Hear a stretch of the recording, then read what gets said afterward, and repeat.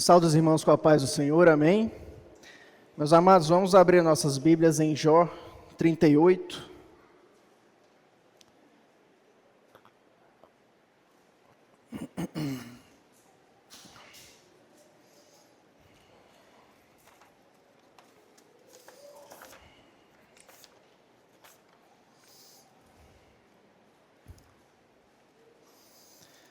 Nós vamos fazendo a leitura à medida que nós formos seguindo com a meditação, amém?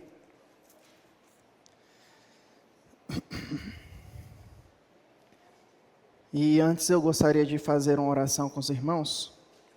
Vamos fechar nossos olhos.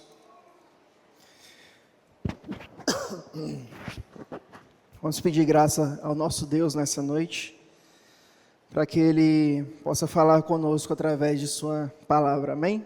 Vai narrar tudo aquilo que Jó possuía, os filhos, a riqueza e tudo com que Deus tinha o abençoado. E no verso 6 nós vemos aqui escrito o seguinte: num certo dia, num dia em que os filhos de Deus vieram apresentar-se perante o Senhor, veio também Satanás entre eles. Então perguntou o Senhor a Satanás. Veja aqui que é interessante essa parte, em que não é o Satanás que vai a Deus e pergunta: "Oh, Deus, e o teu servo Jó? Esse homem não é muito perfeito, não?"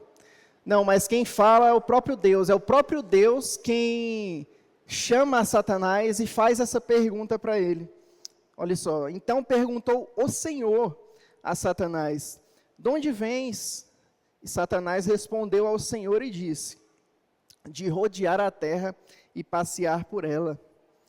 E Deus ainda faz a outra pergunta para Satanás: "Observaste o meu servo Jó? Porque ninguém há na terra semelhante a ele. Ele é um homem íntegro, reto, temente a Deus e que se desvia do mal." Então Deus, ele dá aqui para Satanás o currículo de Jó, né? Digamos assim. E o próprio Deus atesta pela sua própria palavra que Jó era realmente um homem íntegro, um homem reto e um homem que se desviava do mal. Então, como nós conhecemos da história, Satanás ele vai colocar aqui em jogo essa integridade, essa retidão de Jó, né? E ele vai perguntar assim para Deus: "Acaso o Senhor não cercaste com sebe a ele, a sua casa, tudo quanto tem? A obra de suas mãos abençoaste, e os seus bens se multiplicaram na terra. Estende, porém, a mão e toca-lhe em tudo quanto tem, e verás se não blasfema contra ti em tua face." Disse o Senhor a Satanás: "Eis que tudo quanto ele tem está em teu poder, e somente contra ele não estendas a mão."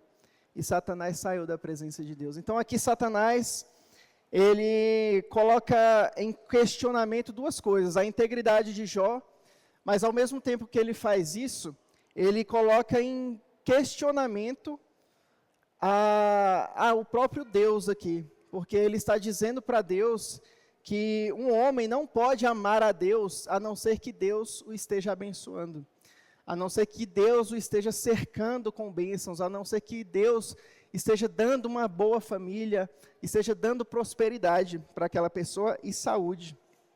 E nós conhecemos a história, né?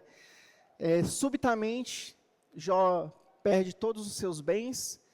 Subitamente, ao mesmo tempo, ele perde toda a sua família, né, todos os seus filhos, os 10 filhos, que são 7 filhos, 7 homens e 3 mulheres. Ele perde todos esses filhos. E todas essas notícias chegam repentinamente para Jó. E aqui nós podemos imaginar que terrível é essa imagem, né, de um homem receber notícias como essa. Tem pessoas por aí se matando por muito menos, né?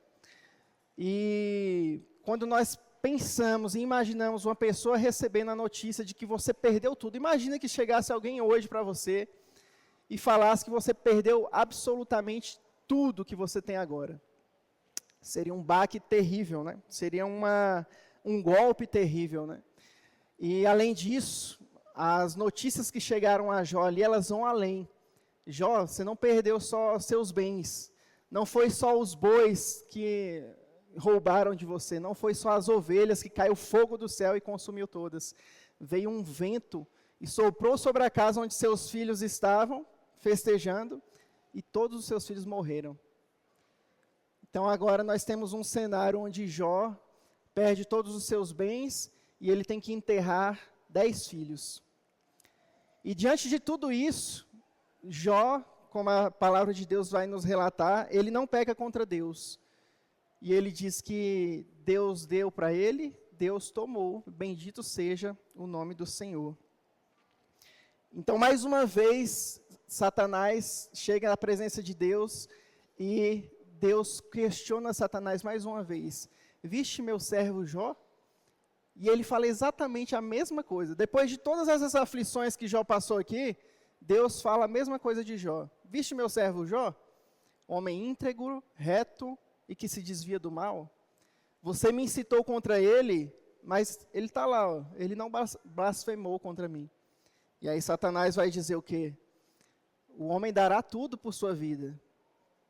Carne por carne, pele por pele, que ele diz, né? E aí Satanás fala então para que ele pudesse tirar a saúde de Jó. Porque aí sim Jó blasfemaria contra Deus.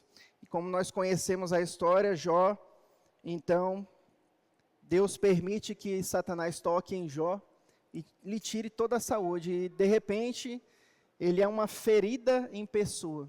A carne dele está podre, ele está numa situação completamente deplorável, horripilante, assustadora. E em meio a dores, em meio a tanto sofrimento, as pessoas que lhe sobraram foi a sua esposa e seus amigos. E nós sabemos da história. A esposa de Jó olha para Jó e Jó não tem consolo de sua própria esposa. Jó recebe de sua esposa por que você não morre logo? Você não está vendo isso tudo que está acontecendo com você? A pessoa que mais poderia consolar Jó naquele momento, a pessoa mais próxima de Jó, que era sua esposa, ela simplesmente pede para ele morrer. Então, Deus o privou também do consolo de sua esposa. Aí vem 3 amigos de Jó para consolá-lo. E os 3 amigos de Jó, como nós também conhecemos a história, eles passam todo o livro de Jó, debatendo com Jó e dizendo: mas não é possível, Jó. Para você estar sofrendo desse tanto, você pecou. Você deve ter pecado muito, mas você deve ter feito uma coisa assim, extremamente grave, porque Deus é justo. Ele não faria uma coisa dessa com você, se você não tivesse errado muito gravemente. Basicamente, essa é a conversa que Jó tem com seus amigos, e ele se defende de seus amigos. E esse é o cenário que nós temos aqui.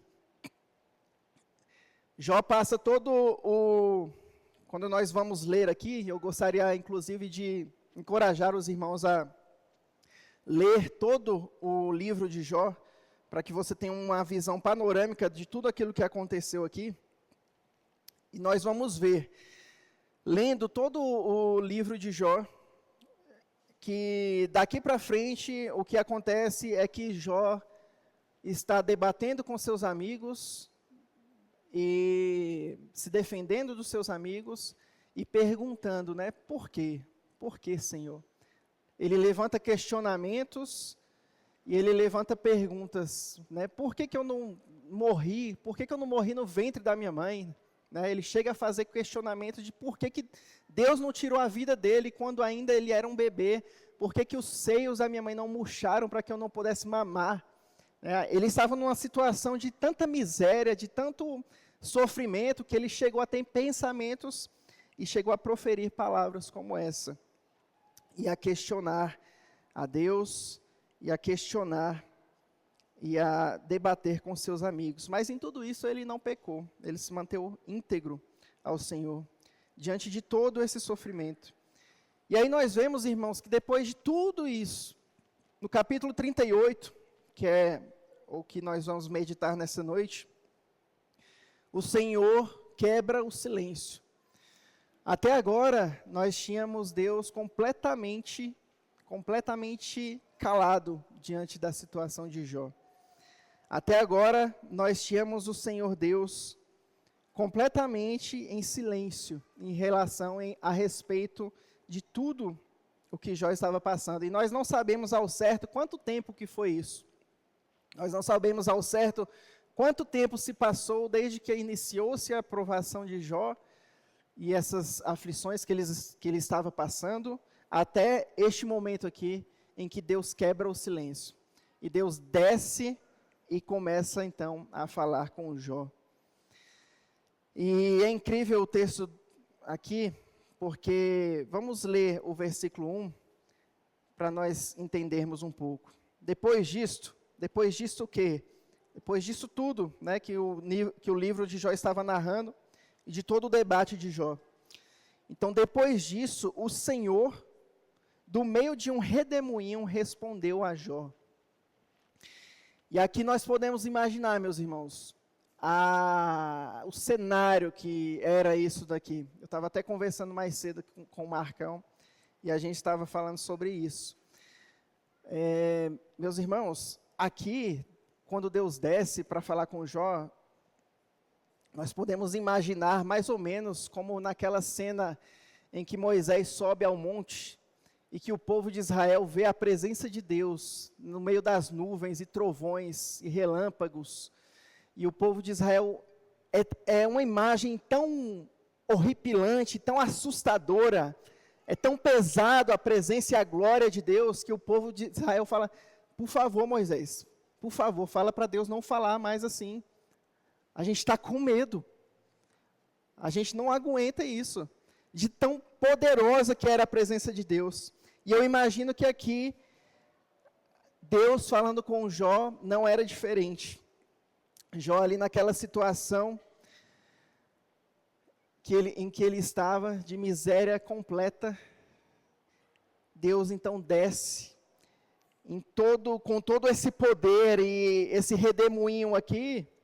Eu imagino trovões e tornados para representar aqui a imagem, né, para representar aqui a presença de um Deus tão grande como esse. Então Deus resolve responder a Jó. E aí eu imagino aqui, meus irmãos, que Jó deve ter falado: finalmente, Deus desceu para falar comigo. Depois de tanto tempo, depois disso tudo, finalmente Deus vai me explicar o que está acontecendo. Porque qualquer um de nós, meus irmãos, a gente gostaria de saber o quê? Como que a gente gostaria que Deus chegasse e falasse com a gente numa situação como essa? Com certeza a gente ia gostar que Deus falasse: olha, Israel, eu deixei o diabo fazer isso com você, mas foi por causa disso e disso e disso. O diabo falou que você não seria íntegro e tal, e Deus dá essas explicações para Jó. Mas o que nós vemos no texto a seguir é que Deus não dá absolutamente nenhuma explicação para Jó. Deus, quando desce para falar com Jó, ele não desce para se retratar com Jó. Ele não desce para falar: ô, meu Jó, vem cá, meu amiguinho. Ele não desce para fazer isso. Vamos continuar lendo o texto e nós vamos entender. Versículo 2. Deus fala o seguinte para Jó: quem é este que escurece os meus desígnios com palavras sem conhecimento?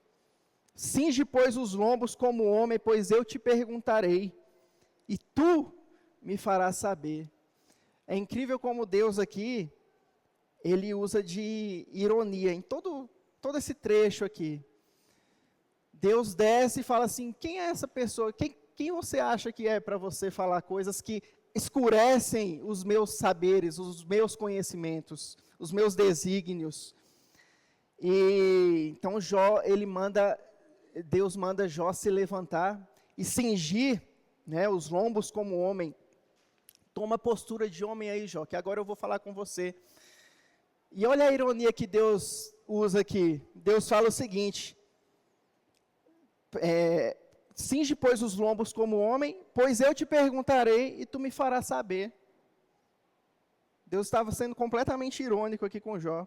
E aí Deus começa perguntando: onde estavas tu quando eu lançava os fundamentos da terra? Dízimo, você tem entendimento? Quem lhe pôs as medidas, se és que o sabe? Ou quem estendeu sobre ela o cordel? Sobre que estão fundadas as suas bases? Ou quem lhe assentou a pedra angular? Quando as estrelas da alva juntas alegremente cantavam e rejubilavam todos os filhos de Deus. E aqui Deus começa falando sobre a criação. Deus começa a se revelar aqui a Jó. Deus começa a fazer algo muito parecido com a narrativa de Gênesis. Muitas das falas de Deus aqui em Jó, o que é interessante, é que elas coincidem exatamente com o dia da criação, só que de forma mais detalhada. Quando Deus começa a perguntar aqui: onde estava tu quando eu lançava os fundamentos da terra? Dize-me, se tem entendimento, quem pôs as medidas, quem estendeu o cordel? Então ele usa aqui uma linguagem de construtor, assim como uma pessoa constrói uma casa, assim Deus construiu, Deus edificou o planeta onde Jó estava de pé ali. E quando as estrelas da alva juntas alegremente cantavam e rejubilavam todos os filhos de Deus, ou quem encerrou o mar com as portas quando enroupeu a madre, quando eu lhe pus as nuvens por vestidura e a escuridão por fraldas, quando eu lhe tracei limites e lhe pus ferrolhos e portas e disse: até aqui virás e não mais adiante. Aqui se quebrará o orgulho das tuas ondas? Acaso desde que começaram os teus dias, deste ordem à madrugada, ou fizeste a alva saber o seu lugar, para que se apegasse às orlas da terra, ou dessas fossem os perversos sacudidos? A terra se modela como barro debaixo do selo, e tudo se apresenta como vestidos. Dos perversos se desvia a sua luz, e o braço levantado para ferir se quebranta. Acaso entraste nos mananciais do mar, ou percorreste o mais profundo dos abismos? Aqui é interessante a linguagem, e é maravilhosa a forma como Deus fala, de forma poética, em que ele vai perguntando para Jó: Jó, quando eu criei aquilo, onde é que você estava? Jó, quando eu estava ali lançando os fundamentos da terra, quando eu estava colocando os limites das ondas, Jó, será que você conhece o mais profundo dos oceanos? Hoje, pela ciência, nós sabemos, né? As fossas marianas é o local mais profundo que nós temos no oceano, que são 14 quilômetros de profundidade. Meus irmãos, é uma coisa inimaginável de distância. E Deus está perguntando para Jó: por acaso você estava lá, Jó? Por acaso você sabe onde fica esse local? E nós podemos imaginar a figura de Jó, enquanto Deus perguntava tudo isso. E aí Deus vai perguntar: tens ideia nítida da largura da terra? Dize-me, se o sabes, onde está o caminho para a morada da luz? E quanto às trevas, onde é o seu lugar? Para que conduzas aos seus limites e discernas as veredas à sua casa? Tu sabes, porque nesse tempo eras nascido, e porque é grande o número dos seus dias. Mais uma vez, olha a ironia que Deus usa aqui. Tu sabes, né, Jó? Você era nascido naquele tempo, né? É grande demais o número dos seus dias. Então você deve saber como que foi que eu fiz isso. Acaso entraste nos depósitos da neve e viste os tesouros da saraiva, que eu retenho até o tempo da angústia, até o dia da peleja e da guerra? Onde está o caminho para onde se difunde a luz e se espalha o vento oriental sobre a terra? Quem abriu regos para o aguaceiro ou o caminho para os relâmpagos dos trovões, para que se faça chover sobre a terra, onde não há ninguém, e no ermo, em que não há gente, para dessedentar a terra deserta e assolada, e para fazer crescer os renovos da erva? Acaso a chuva tem pai? Ou quem gera as gotas do orvalho? Ou de que ventre procede o gelo? E quem dá à luz a geada no céu? As águas ficam duras como a pedra, e a superfície das profundezas se torna compacta. Ou poderás tu atar as cadeias do sete estrelo, ou soltar os laços do Órion, ou fazer aparecer os signos do zodíaco, ou guiar a ursa com seus filhos? Veste-se de majestade, perdão, irmão, sabes tu as ordenanças dos céus, ou pode estabelecer a sua influência sobre a terra? Aqui, quando nós vemos esse trecho aqui, até aqui, nós vemos que Deus tem narrado aqui tudo o que tem na criação. Então, Deus já falou da terra que Ele criou, Deus já falou dos mares que Ele criou, assim, fazendo um paralelo com o Gênesis. Deus fala agora dos astros e da forma como Ele criou aquilo. E é incrível aqui, e uma curiosidade muito interessante e edificante para nós, é que ele pergunta para Jó, Jó, você atou aqui, né, como nós vemos aqui no versículo 31, poderás tu atar as cadeias do sete estrelas, ou soltar os laços do Órion, ou fazer aparecer os signos do zodíaco, ou guiar a ursa com seus filhos? Aqui nós vemos Deus falando das estrelas. Nós vemos Deus perguntando para Jó, será que você tem poder sobre alguma estrela, Jó? Sobre só uma sequer? Será que você consegue fazer essas coisas aqui que eu faço? Sabes tu as ordenanças dos céus e pode estabelecer a sua influência sobre a terra? Esse versículo aqui 33, irmãos, o capítulo 38, é incrível porque o escritor de Jó, sendo um livro tão antigo, e ele sabia, mesmo sem a ciência que nós temos hoje, mas com certeza inspirado pelo Espírito Santo, ele sabia que as estrelas no céu, os astros, aquilo que está fora da terra e no espaço, tem e estabelece plena influência sobre a terra. Hoje nós sabemos que se a terra estivesse milímetros distante ou mais próxima do Sol, ou mais distante ou mais próxima da Lua, simplesmente seria incompatível com o fato de que existe vida aqui na Terra. E nós vemos isso aqui. Sabes tu as ordenanças dos céus e pode estabelecer sua influência sobre a Terra?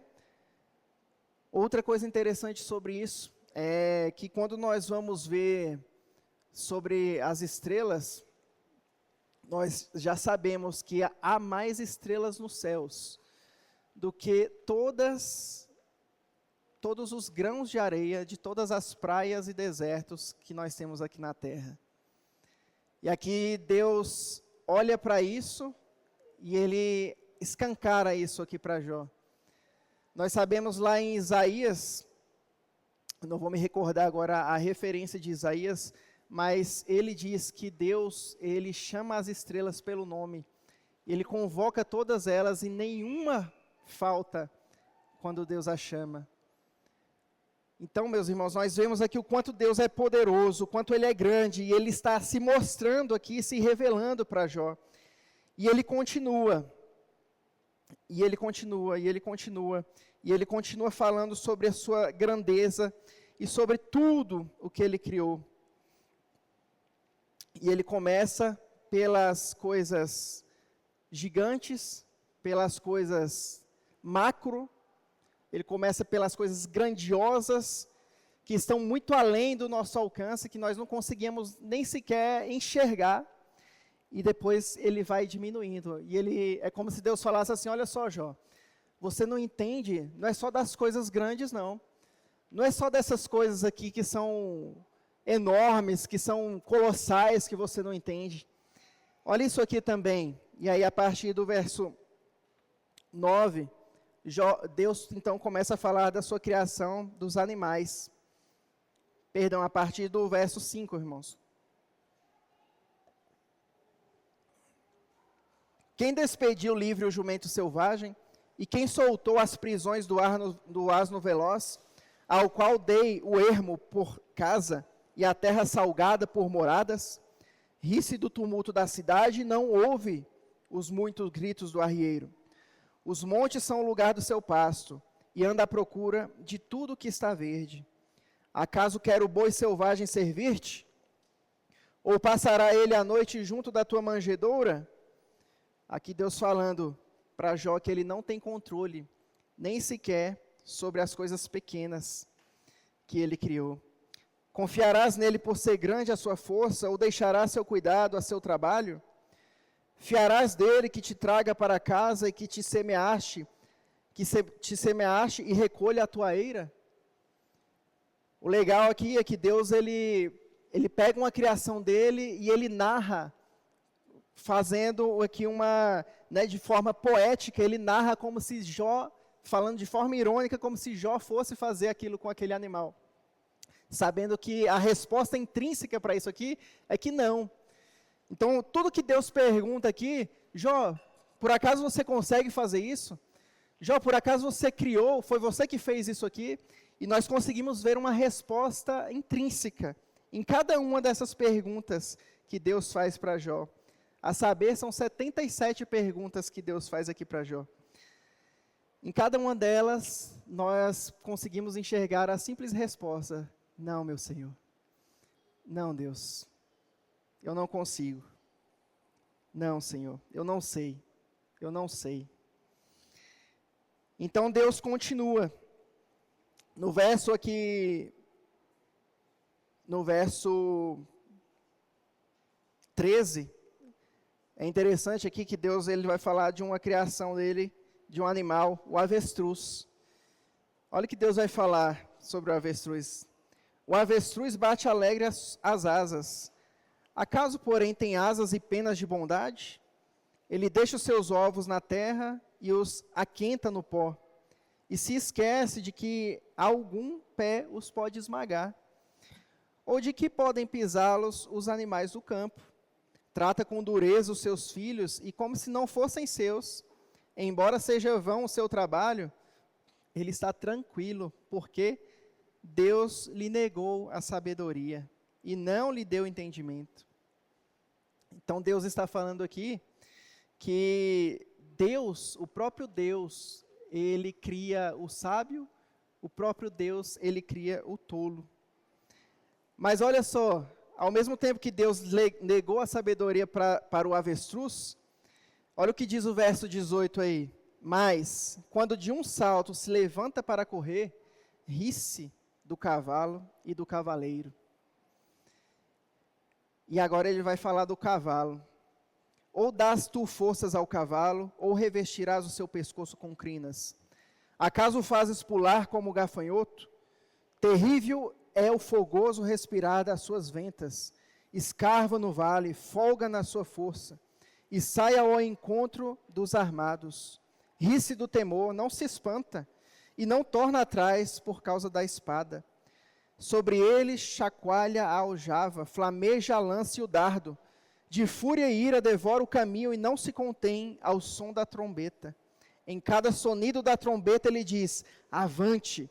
Cheira de longe a batalha, o trovão dos príncipes e o alarido. É maravilhosa essa poesia que Deus fala aqui, né, meus irmãos? E eu acho muito interessante, meus irmãos, a forma como Deus descreve a sua própria criação aqui.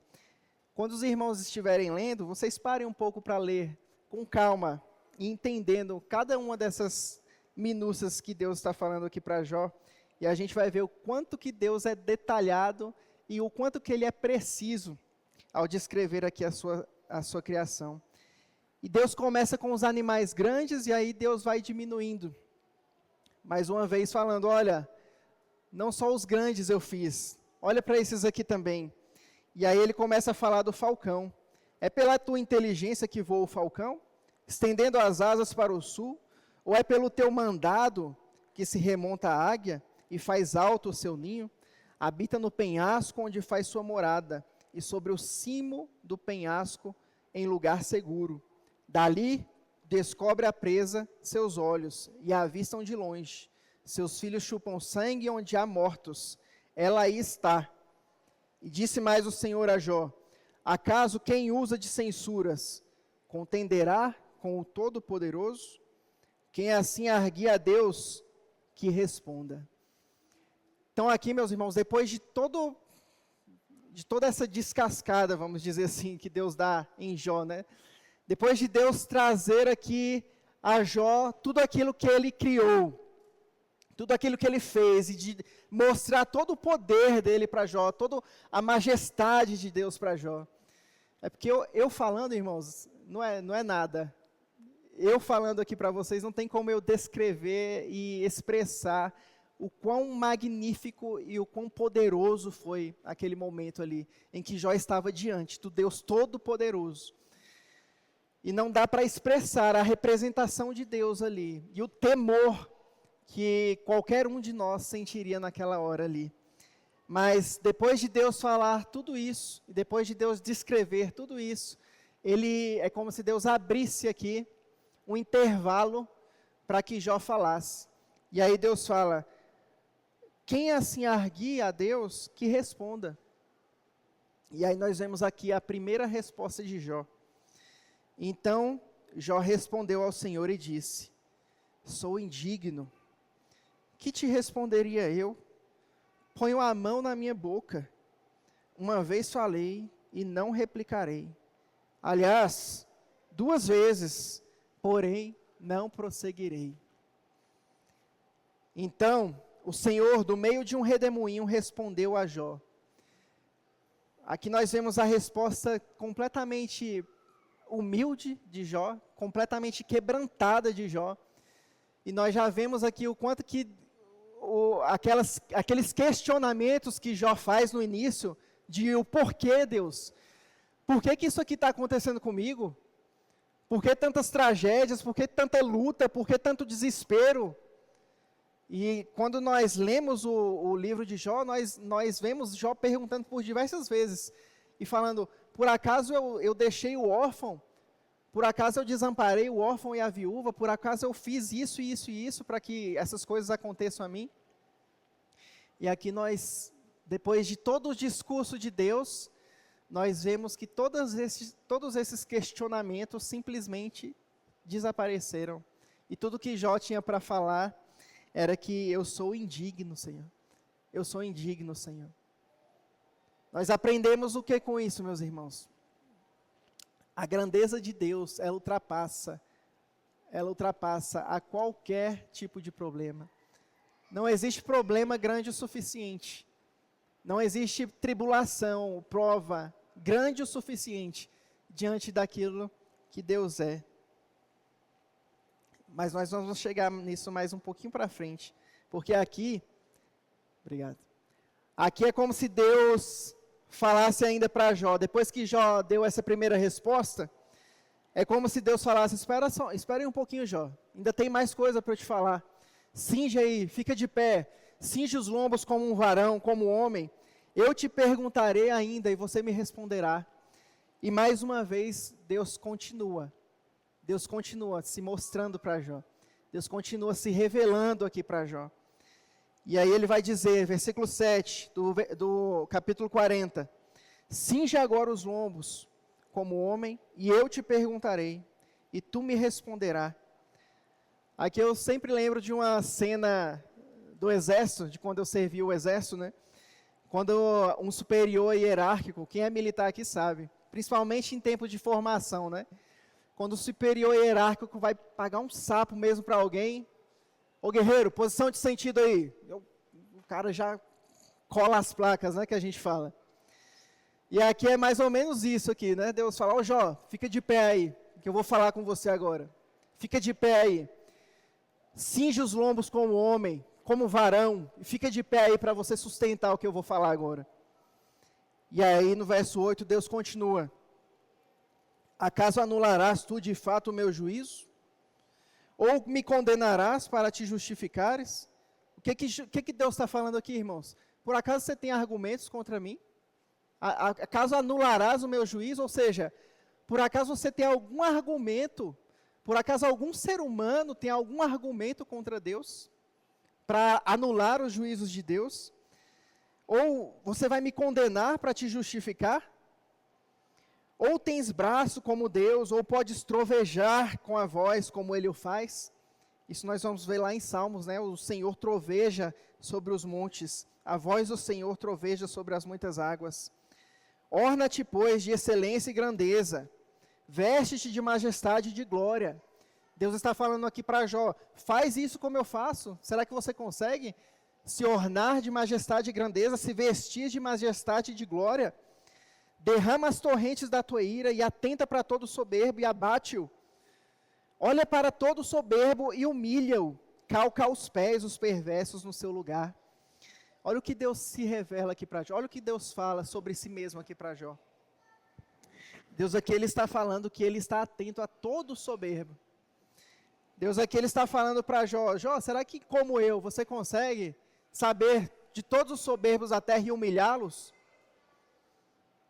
Jó, você consegue humilhar a todos eles, calcar aos pés todos eles? E isso ao mesmo tempo nos ensina, meus irmãos, que nós podemos ficar bem tranquilos. Nós podemos ficar bem tranquilos em relação à justiça de Deus. A justiça, meus irmãos, e a vingança não pertence a nós. Ela pertence somente ao nosso Deus. Nós podemos ficar bem tranquilos em relação aos governantes desse mundo, aos governantes do nosso país, aos juízes, aos legisladores. Nós podemos descansar, meus irmãos, completamente no nosso Deus. Porque Ele há de fazer justiça, Ele há de humilhar todos os soberbos. Todos aqueles que se levantam contra Ele cairão por terra. Isso nós podemos ter plena certeza, meus irmãos. Cobre juntamente no pó e encerra-lhes o rosto no sepulcro. Então também eu confessarei a teu respeito, que a tua mão direita te dá vitória. Olha o que Deus fala para Jó aqui. Se você pode fazer isso, então eu também vou confessar que você mesmo pode se dar vitória. Eu vou confessar sobre você, Jó. Eu confessarei o teu nome, Jó, se você pode fazer isso. Mais uma vez usando de ironia aqui. E a partir do verso 15, meus irmãos, por algum motivo, aqui, Deus, ele decide descrever dois animais de sua criação. E nós pensamos assim, uai, mas Deus já tinha descrito a terra que Ele criou, os ares, os mares, as nuvens, os relâmpagos, os astros. E quando Deus volta com essa segunda resposta que Ele está dando para Jó, Ele volta e Ele faz esse primeiro discurso, e logo em seguida Ele descreve dois grandes animais que o próprio Deus criou. E Ele vai falar o seguinte, contempla agora o hipopótamo, que eu criei contigo. A minha versão é a Ara, tá? Agora eu gostaria de puxar aqui abrir aqui um parêntese sobre essa palavra aqui, hipopótamo, que foi usada nessa versão aqui. Essa palavra aqui, meus irmãos, em hebraico, ela é o behemá. Essa palavra aqui, ela é traduzida em hebraico como behemut. E isso tem um significado de um animal colossal. É um animal colossal, né? E assim, eu li isso aqui da primeira vez, e eu li assim, olha, Deus falando para Jó, olha o hipopótamo, Jó. Mas aí quando a gente lê a descrição que Deus faz desse animal, a gente fala, uai, tem alguma coisa errada aqui. Não é, a descrição não condiz com o nome. Então, de duas uma, ou Deus está descrevendo o hipopótamo de forma errada, ou essa palavra aqui não está muito adequada. E é claro que o Criador, ele não vai descrever a sua própria criação de forma errada, né? Porque quando a gente continua lendo, vamos ler aqui, ó, a partir do verso 15 aí.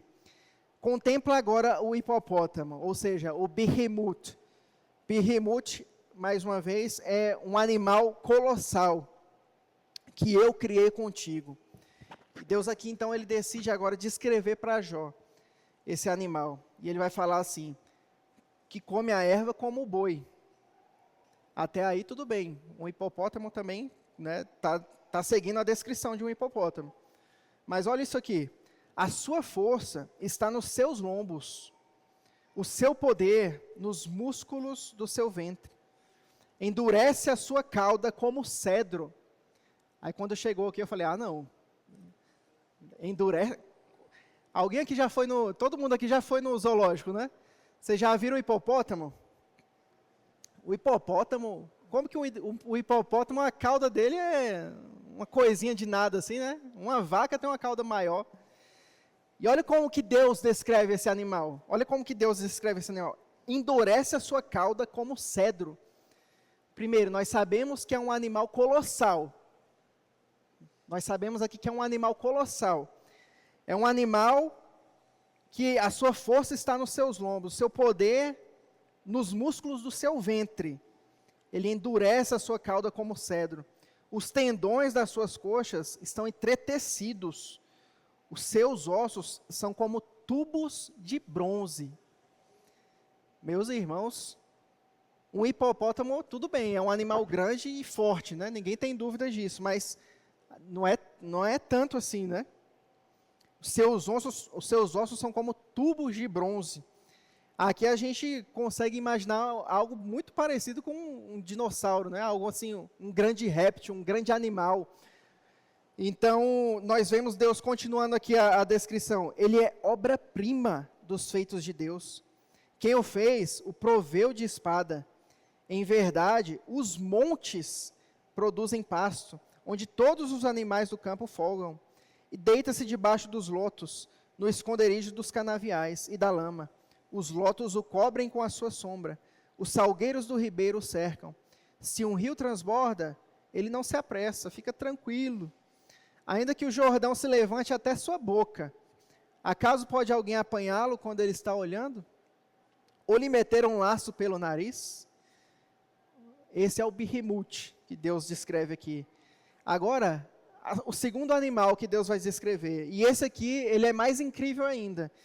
Esse animal aqui, ele é tão incrível, que o capítulo 41 inteiro é Deus descrevendo esse animal aqui. Na versão Ara está escrito crocodilo, mas o hebraico disso aqui é Leviatã. Leviatã é um animal de forma sinuosa, um animal semelhante a uma serpente, porém gigantesco, né? E aqui ele coloca como crocodilo, mas vamos chamar de Leviatã, né? Porque olha só a descrição que Deus faz desse animal aqui. Podes tu, com anzol, apanhar o Leviatã? Inclusive, meus irmãos, na versão TEB, a tradução ecumênica da Bíblia, eles usam a palavra original. Tanto o Birrimut como o Leviatã, eles usam a palavra em hebraico mesmo, tá? Aí olha o que Deus fala sobre esse Leviatã. Podes tu com anzol apanhar o Leviatã? Ou travar a língua com uma corda? Podes meter-lhes no nariz uma vara de junco? Ou furar-lhes as bochechas com um gancho? Acaso te farás muitas súplicas? Ou te falarás palavras brandas? Fará ele acordo contigo? Ou tomá-lo-ás por servo para sempre? Brincarás com ele como se for um passarinho? Ou tê-lo-ás preso à correia para tuas meninas? Acaso os teus sócios negociam com ele? Ou repartirão entre os mercadores? Encher-lhe-ás a pele de arpões? Ou a cabeça de farpas? Põe a mão sobre ele, lembra-te da peleja e nunca mais o intentarás. Eis que a gente se engana em sua esperança. Acaso não será o homem derribado só de vê-lo? Aqui a gente vai começar uma descrição um pouco mais terrível desse animal. Veja o versículo 10. Ninguém há tão ousado que se atreva a despertá-lo. Quem é, pois, aquele que pode erguer-se diante de mim? Depois que Deus fala sobre despertar o Leviatã, então Deus fala sobre si mesmo agora. Jó, você está vendo esse animal aqui? Eu que o criei. Quem é que pode se levantar diante de mim, Jó? E aí, no verso 11, ele diz, quem primeiro me deu a mim, para que eu haja de retribuir-lhe? E aí depois, ele continua descrevendo o Leviatã. Pois o que está debaixo de todos os céus é meu. E aí ele vai continuar a descrição. Não me calarei a respeito dos seus membros, nem da sua grande força, nem da graça da sua compostura. Olha o que Deus fala aqui sobre esse grande animal. Deus fala assim, olha, ainda eu preciso te falar sobre os membros desse animal, eu preciso te falar sobre a força que esse animal tem. Escuta, Jó, quem lhe abrirá as vestes do seu dorso, ou lhe penetrará a couraça dobrada? Quem abriria as portas do seu rosto? Ou, pois em roda dos seus dentes está o terror, as fileiras de suas escamas são o seu orgulho, cada uma bem encostada, como por um selo que as ajusta, a tal ponto uma se chega à outra, que entre elas não entra nem o ar. Umas às outras se ligam, aderem entre si e não se podem separar. Agora, meus irmãos, a partir do verso 18, a coisa fica diferente. Porque quando a gente vai ler aqui, a gente pensa, é muito difícil que isso aqui seja um crocodilo. Se for um crocodilo, é um crocodilo muito turbinado, né? É um crocodilo muito estranho. Olha o verso 18, o que o verso 18 fala? Cada um dos seus espirros faz resplandecer a luz, e os seus olhos são como as pestanas da alva. Pestanas da alva, irmãos, é quando está saindo o sol no horizonte, a gente vê aquela luz laranjada, aquela luzinha bem laranjada. Aqui é como Deus fala que são os olhos do Leviatã. Da sua boca saem tochas, faíscas de fogo saltam dela. Das suas narinas procede fumaça, como de uma panela fervente, ou de juncos que ardem. O seu hálito faz incender os carvões, e da sua boca sai chama. No seu pescoço reside força, e diante dele salta o desespero. Qual animal que a gente conhece que se parece com uma serpente e cospe fogo? Um dragão. Um dragão. No seu pescoço reside força, e diante dele salta o desespero. Suas partes carnudas são bem pegadas entre si, todas fundidas nele e imóveis. O seu coração é firme como uma pedra, firme como a mó de baixo. Alguém sabe o que é a mó de baixo? A mó de baixo, meus irmãos, é a pedra de moer, que elas são duas pedras redondas. Uma que fica em cima, que é a que roda, os bois vão girando ela para moer, e a mó de baixo é a pedra maior, aquela pedra que fica fixa e firme ali. Então isso era uma coisa que estava bem infundida ali no vocabulário deles, e Deus usa isso aqui para falar sobre o coração desse animal. O seu coração é firme como a mó de baixo. Levantando-se ele, tremem os valentes. Quando irrompe, ficam como que fora de si. Se o golpe de espada o alcança, de nada vale. Nem de lança, nem de dardo ou de flecha. Para ele o ferro é palha, e o cobre, pau podre. A seta não o faz fugir. As pedras das fundas se lhe tornam restolho. Os porretes atirados são para ele como palha, e ri-se do brandir da lança. Debaixo do ventre há escamas pontiagudas, arrasta-se sobre a lama, como um instrumento de debulhar. As profundezas faz ferver como uma panela, torna o mar como caldeira de unguento, após si deixa um sulco luminoso. O abismo parece ter-se encanecido. Na terra não tem ele igual, pois foi feito para nunca ter medo. Ele olha com desprezo tudo o que é alto, e é rei sobre todos os animais orgulhosos. Como é incrível essa descrição que Deus faz aqui. E por algum motivo, Deus ainda quis, depois de tudo aquilo que ele disse para Jó, Deus ainda quis mostrar isso aqui. Deus ainda quis mostrar essas duas obras de sua criação para Jó. Então, finalmente, nós chegamos no capítulo 42.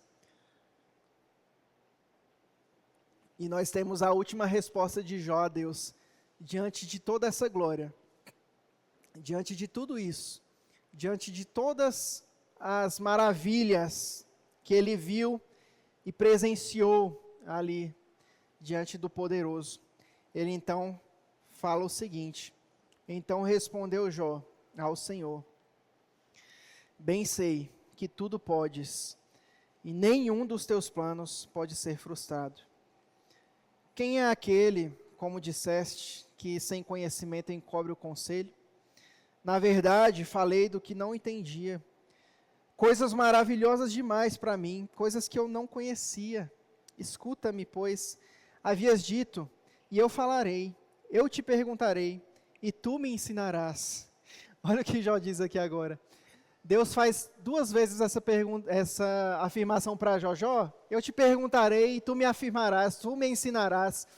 E agora Jó está dizendo: Deus, sou eu que tenho que perguntar para o Senhor. Eu que pergunto para o Senhor. Quem me ensina é o Senhor. Quem me ensina é o Senhor. Eu te perguntarei, tu me ensinarás.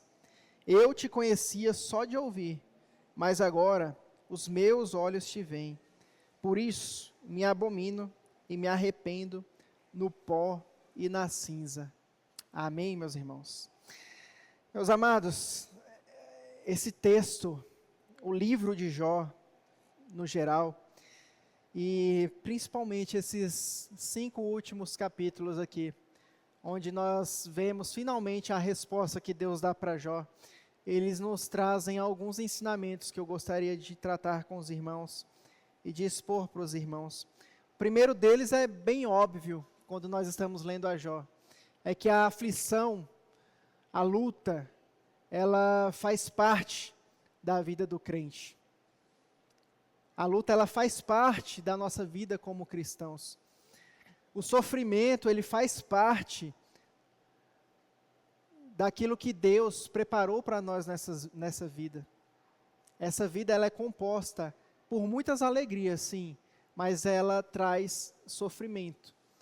O salmista Davi, ele fala em um de seus salmos: até mesmo por trás do riso há tristezas.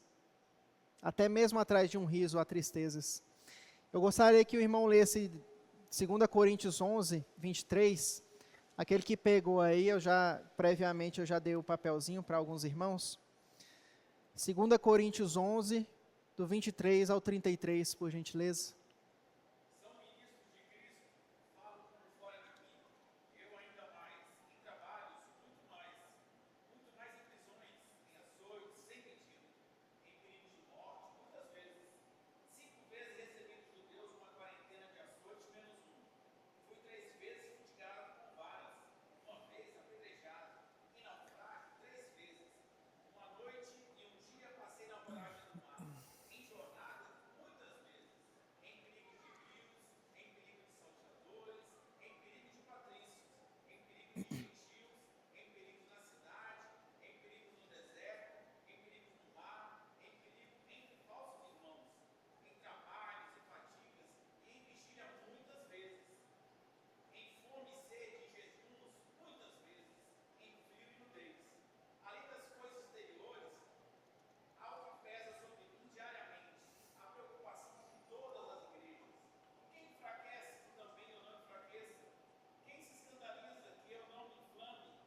Se tenho de gloriar-me, gloriar-me-ei no que diz respeito à minha fraqueza. Deus e Pai do Senhor Jesus Cristo, que é eternamente bendito, sabe que não minto. Em Damasco, o governador preposto do rei Aretas montou guarda na cidade dos damascenos para me prender, mas com grande cesto me desceram por uma janela na muralha abaixo, e assim me livrei das suas mãos. Amém. Saiu o apóstolo Paulo, meus irmãos, descrevendo aí, talvez essa seja a passagem onde ele descreve de forma mais completa os sofrimentos e as aflições pelas quais ele passou.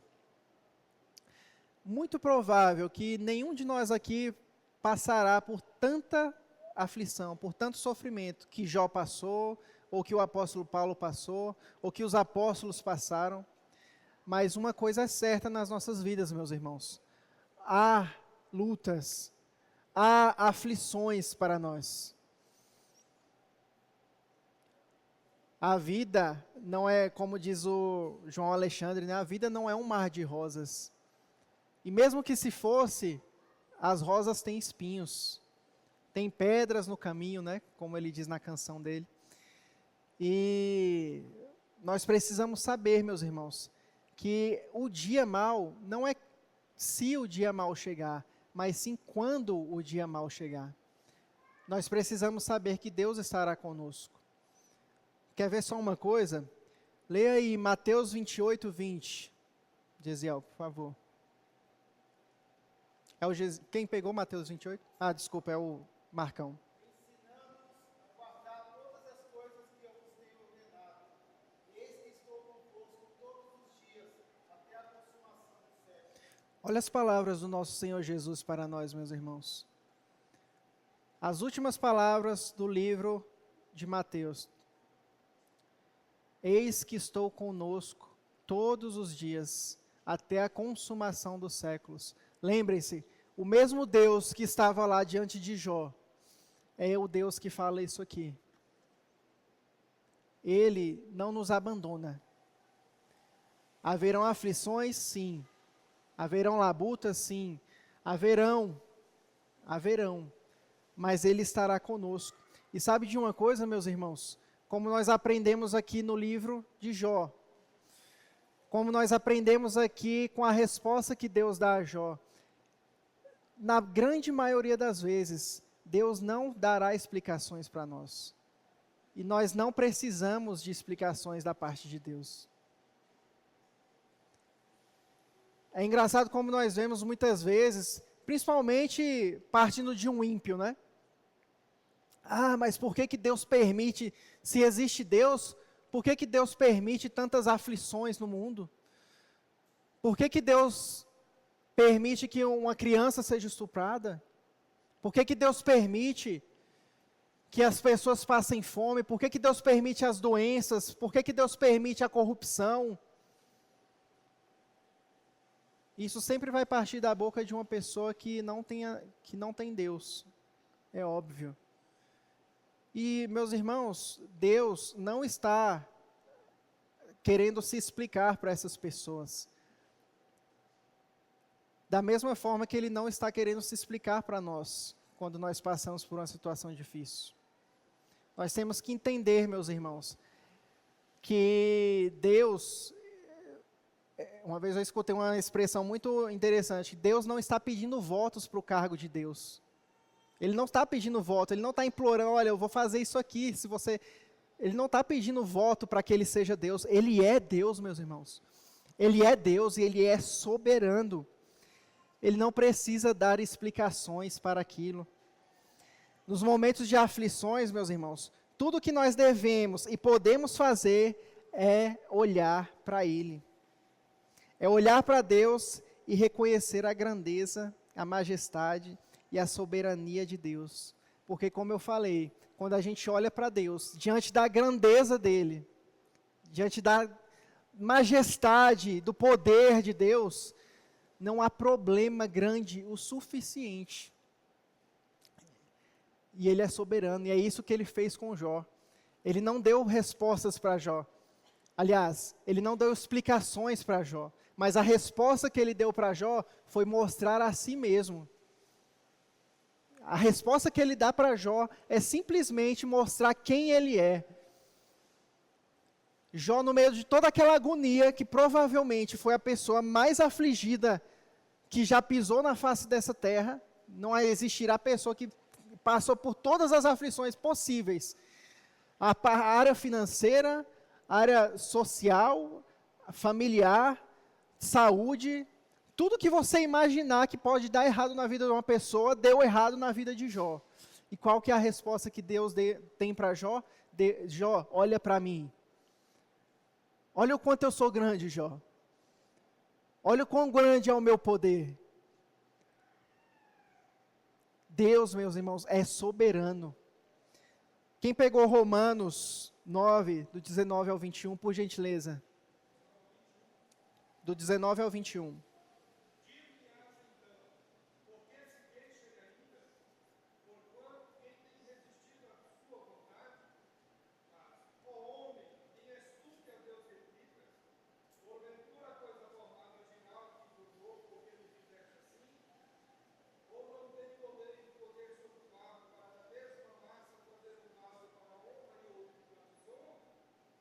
Amém. Olha o que o apóstolo Paulo está dizendo aí, meus amados. Aí ele está levantando um questionamento em sua carta aos Romanos. Ele está levantando aquele questionamento. Talvez vocês me perguntem assim, uai, mas se Deus é soberano, do que ele se queixa então? Por que ele faz, por que ele está se queixando de uma pessoa que está pecando contra ele se ele é soberano? E ele que fez aquela pessoa para pecar daquele jeito? Paulo levanta esse questionamento e ele mesmo responde. E sabe qual é a resposta de Paulo? Ele não explica a Deus. Ele não explica, gente, é porque Deus, ele está fazendo isso por causa disso. Não, sabe o que Paulo responde? Quem é você? Quem somos nós, meus irmãos, para questionar o Criador? Será que o vaso pode olhar para o oleiro e falar, por que o Senhor me fez assim? Será que o oleiro não tem direito de fazer um vaso para honra e um vaso para desonra? Olha a soberania de Deus nesse trecho aqui, meus irmãos. Isso tem absolutamente tudo a ver com o trecho de Jó, com o livro de Jó. A soberania de Deus, meus irmãos. Deus é soberano, Ele não deve explicações para ninguém. Ele não deve explicações para ninguém. A única coisa que Ele faz é se revelar para nós. E nós devemos, em humilhação, em humildade, nos curvarmos diante dEle e dizer, bendito seja Deus. Nós não temos o direito de questionar, não, Deus, mas isso aqui está errado. Não é justo isso aqui que o Senhor está falando. Quem somos nós, irmãos, para questionar a justiça de Deus, como Paulo diz, como o apóstolo Paulo diz? Nós não passamos de pó, de barro. Se Deus não tivesse nos dado o dom da vida, nós simplesmente não existiríamos. Quem nos deu a vida, senão Deus? Mas é o que nós vemos na boca de todos os ímpios. E às vezes, questionamentos também nos nossos corações. Quantas vezes nós levantamos questionamentos contra Deus? E é isso que esse livro de Jó está nos ensinando. O próprio Jó aqui, meus irmãos, no capítulo 41, no verso 11, que Deus vai falar, quem primeiro me deu a mim, para que eu lhe haja, para que eu haja de retribuir-lhe? Pois o que está debaixo de todos os céus é meu. O que está debaixo de todos os céus é meu. Alguém deu alguma coisa para Deus primeiro, para que Deus haja de bondade e falasse, não, aqui, toma aqui de volta o que você me deu? Não, meus irmãos. De forma alguma. Então, nós aprendemos aqui, e que isso fique bem guardado nos nossos corações, e que isso não traga aflição para os nossos corações, mas traga paz, meus irmãos. Isso aqui não é algo para nós olharmos e nos preocuparmos, meu Deus, Deus é soberano, e se Ele não quiser que eu seja salvo? Eu acho que o grande questionamento de um arminiano é esse, Toda vez que eu vou discutir, que eu fui discutir com um arminiano no passado, é sempre esse questionamento. Mas então quer dizer que mesmo se eu aceitar a Deus, se Ele não tiver me escolhido, então Ele não vai me salvar por causa disso? É sempre esse questionamento levantado, Mas meus irmãos, o que eu quero que vocês saibam hoje, nesse sentido, a resposta para um arminiano que diz isso é, meu irmão, se você for a Deus, é porque Ele te enviou. Só vai a Deus. Só vai a Deus. Não existe esse cenário onde você vai a Deus e Ele te rejeita. Não, porque você não foi escolhido. Não existe isso, porque se você está indo, é porque Ele te escolheu. Jesus fala que ninguém vem a mim se o Pai não enviar. E é por isso que de maneira nenhuma aquele que vem a mim, eu lançarei fora. De maneira nenhuma.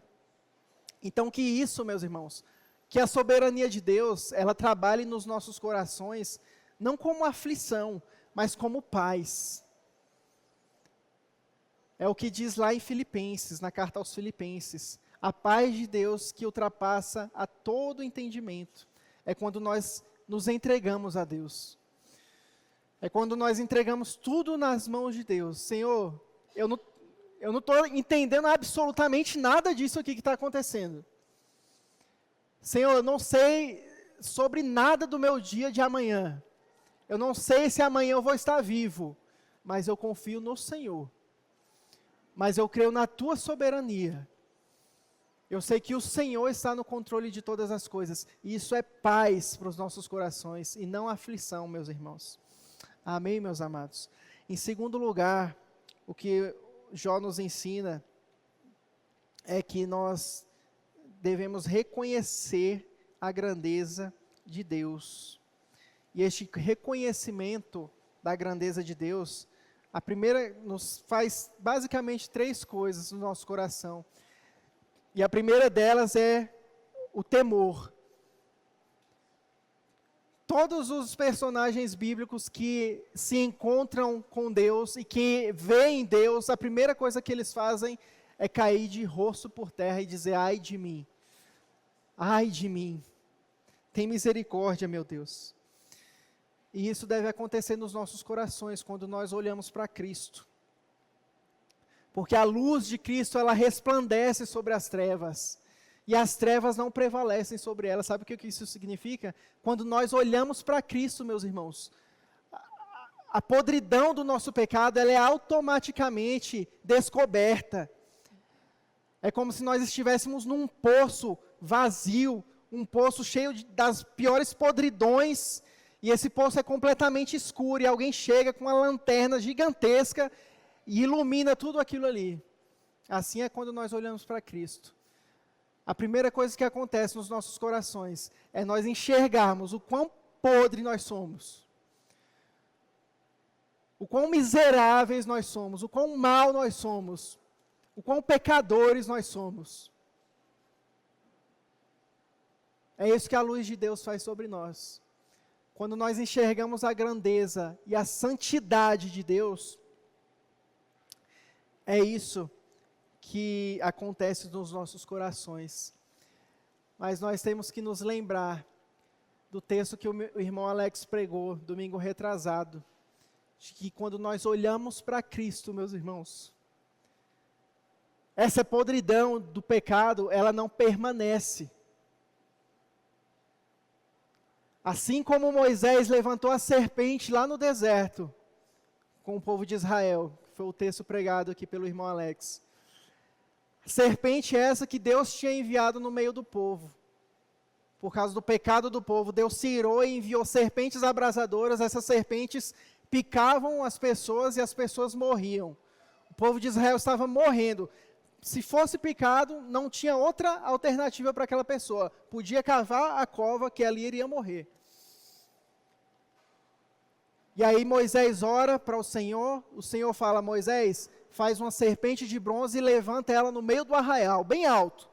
Toda vez que uma serpente picar alguém, essa pessoa não vai mais morrer se ela olhar para essa serpente. E é por isso que João escreve: assim como Moisés levantou essa serpente lá no deserto, importa que o Filho do Homem seja levantado, para que todo aquele que nele crê não pereça, mas tenha a vida eterna. Porque Deus amou o mundo de tal maneira que enviou seu Filho unigênito, para que todo aquele que nele crê não pereça. Como segue o texto. Então isso produz arrependimento nos nossos corações, meus irmãos. Quando nós olhamos para Cristo e sabemos que somente nele nós temos a salvação, nós temos o perdão pelos nossos pecados. A mensagem desse evangelho, ela produz arrependimento nos nossos corações. E ela produz também um sentimento de humilhação. Por saber que nós não somos ninguém diante desse Deus. Nós não somos nada, meus irmãos. Nós não somos merecedores de nada. Mas Ele morreu na cruz para nos salvar. Para pagar o preço que nós jamais poderíamos ter pago. Jamais poderíamos ter pago. Ninguém pode salvar-se a si mesmo. O Cordeiro perfeito que era Jesus foi levantado naquele madeiro para que nós, olhando para Ele, tenhamos a vida eterna. E nos humilhemos diante do nosso Senhor. E essa humilhação, meus irmãos, ela não é somente vertical, mas ela é uma humilhação horizontal. Não existe um cristão verdadeiro que se acha melhor do que as outras pessoas. Não existe um cristão verdadeiro que olha para o outro com altivez, que olha para o outro se achando melhor do que as outras pessoas. Nós devemos ter o mesmo sentimento que tem, se eu não me engano, é na carta aos Filipenses também, capítulo 2, que Paulo exorta os irmãos a se fazerem como Cristo, que ele não considerou como usurpação ser igual a Deus, mas ele se humilhou. E aí ele traz mais uma vez a imagem de Cristo aqui para nós seguirmos. O próprio Cristo, que era Deus Todo-Poderoso, se esvaziou de sua glória e se fez como um de nós. Que esse seja o sentimento que esteja dentro de nós, em relação aos nossos irmãos. E que nós consideremos antes os outros do que a nós mesmos. Amém, meus amados? Esses são os ensinamentos que esse texto nos traz. Tem muitos outros, com certeza. Mas hoje é o que o Senhor quis falar conosco. Amém? Que o Senhor nos abençoe e nos dê graça para que nós possamos colocar em prática a palavra dele. Vamos fazer uma oração? Vamos fechar nossos olhos.